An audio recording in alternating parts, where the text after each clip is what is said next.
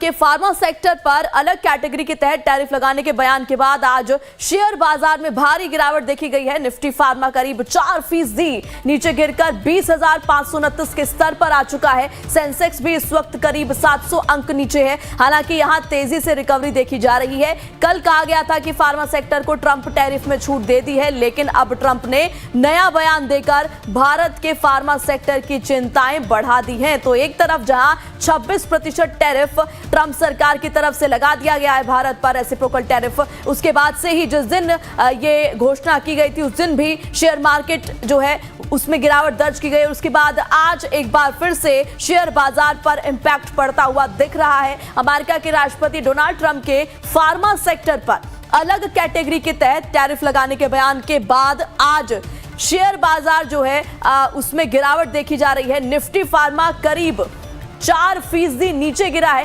4% नीचे गिरकर जो आंकड़ा है वो 20,529 के स्तर पर इस वक्त चल रहा है। सेंसेक्स भी करीब 700 अंक नीचे है। हालांकि यहां तेजी से रिकवरी देखी जा रही है। कल कहा गया था कि फार्मा सेक्टर को ट्रंप टैरिफ में छूट दे दी है, लेकिन अब जो है ट्रंप ने फार्मा सेक्टर को लेकर बड़ा और नया बयान दे दिया है।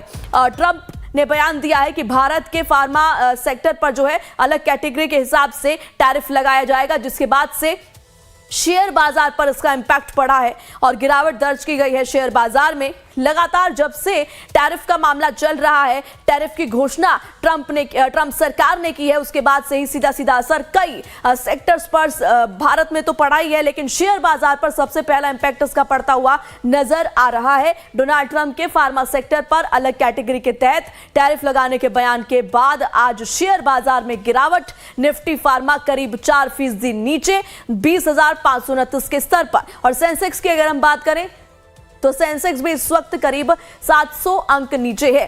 और हमारे साथ अर्थशास्त्री आकाश जिंदल जुड़ चुके हैं। आकाश जी, आपका बहुत बहुत स्वागत लाइफ टाइम्स पर। और देखिए, जब से रेसिप्रोकल टैरिफ की चर्चा शुरू हुई है, इतना लगातार सुर्खियों में चर्चा का विषय बना हुआ है कि इसका सीधा सीधा असर जो है वो कई सेक्टर्स पर पड़ने वाला है। और 26% टैरिफ ट्रंप ने लगाया, सीधा इंपैक्ट, पहला इंपैक्ट शेयर बाजार पर। इसे किस तरीके से देखा जाए और आगे क्या स्थिति होने वाली है? देखिए, ये जो रेसिप्रोकल टैरिफ लगे हैं ये ग्लोबल इकोनॉमी के लिए बहुत नेगेटिव चीज है। इससे ग्लोबल इकोनॉमी का स्लो डाउन रिसेशन में कन्वर्ट होने की संभावना है और साथ ही साथ एक टैरिफ वॉर लॉन्च होने की संभावना है। हमें नहीं भूलना चाहिए कि डोनाल्ड ट्रंप साहब का जो पिछला टर्म था एज प्रेसिडेंट, उसमें भी यूएस चाइना ट्रेड वॉर चली थी, जिससे ग्लोबल इकोनॉमी को स्लो डाउन की तरफ धकेला था। इस बार तो रेसिप्रोकल टैरिफ बहुत से देशों के अगेंस्ट लगाए गए हैं और कुछ देशों के अगेंस्ट तो पहले भी चाइना, कनाडा, मैक्सिको के अगेंस्ट टैरिफ लगाए गए थे। तो अब ग्लोबल इकोनॉमी जो पहले ही स्लो डाउन का शिकार है, रशिया यूक्रेन वॉर के कारण, इजराइल के इशू के कारण, यूएस ईरान का इशू भी चल रहा है, ऐसे में इस टैरिफ वॉर का बढ़ना और रिटेलिएटरी टैरिफ के लगने की संभावना होना और ट्रेड वॉर का शुरुआत की संभावना होना, ये कहीं ना कहीं ग्लोबल इकोनॉमी में जिटर्स पैदा कर रही है। ग्लोबल इकोनॉमी में घबराहट पैदा हो रही है, डर पैदा हो रही है। हिंदुस्तान की अपनी इकोनॉमी बहुत अच्छी चल रही है।